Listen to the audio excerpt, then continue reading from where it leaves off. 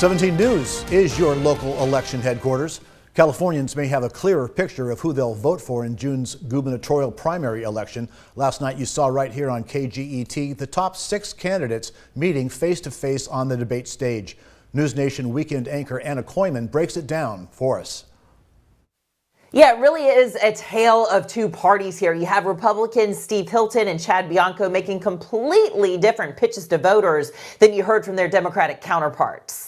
We cannot keep going in this direction with Democrats constantly going for their insatiable appetite for more and more taxes for their bottomless money pit. They're raising your taxes. They're taking more and more of your money because they refuse to stop their spending. As for the Democrats, they definitely gave as good as they got. I'd love to be in your class, Katie, if you get a B for what Gavin Newsom's done on homelessness. My goodness, of course it's an F. If you were in my class, Mr. Hilton, you would learn in my bankruptcy and consumer protection class that the majority of homeless people in California are actually working. It's interesting to watch someone who has served as a talking head on a Fox News program telling us how government should run, when he never has run any government in his life. The Democrats awfully critical of one another as well, trading barbs, trying to make sure the voters see them as the Democratic Party's best chance at keeping the governor's mansion.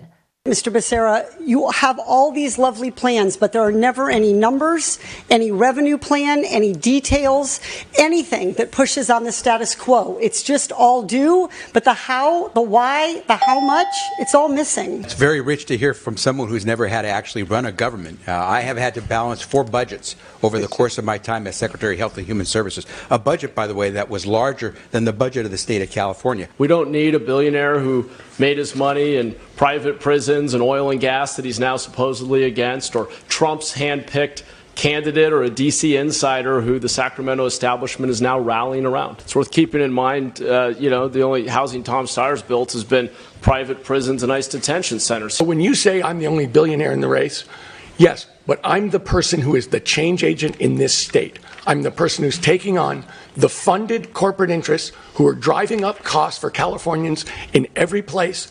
No one wants to take them on. I'm doing it. And while Democrats weren't afraid to bash one another, Republicans were largely in agreement that it is time to change California, the Golden State's one-party rule, as they call it, that's been happening for the last 16 years. Arnold Schwarzenegger left the office in 2011. Republicans say, "I'll be back." I want you to take a look at the polling. These are the numbers just coming into us from Nexstar. Swalwell's scandal has completely shaken up this race. Javier Becerra's campaign has picked up the biggest chunk of Swalwell voters in recent weeks.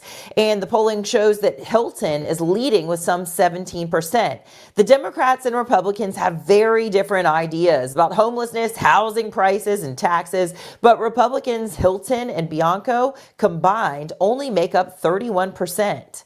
Hilton says the president's endorsement shows that he would work very well with the federal government. Hilton also saying he recently spoke with Transportation Secretary Sean Duffy. He said he would make sure that only people living in this country legally who can speak English would be able to obtain those commercial driver's licenses. Of course, that's been a huge headline there in California that's been making national attention as well in this deep blue state.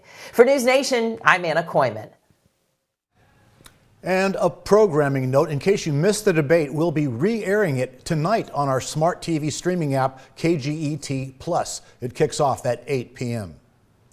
And that story takes us back to tonight's 17 interactive feedback survey. We are asking, who do you think won the governor's debate? Here's how the numbers are coming in right now. Still holding strong for Chad Bianco with 52%, and only 1% of you say that nobody won the debate, and Javier Becerra with 22% of the vote.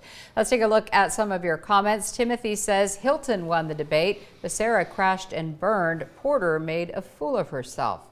And Art says Bianco, then Hilton. Democrats were too quick with their Trump derangement syndrome. No agenda. So you still have time to weigh in. Just scan the QR code here on your screen to vote, or head to kget.com/poll. We want to thank you for voting in tonight's unscientific survey.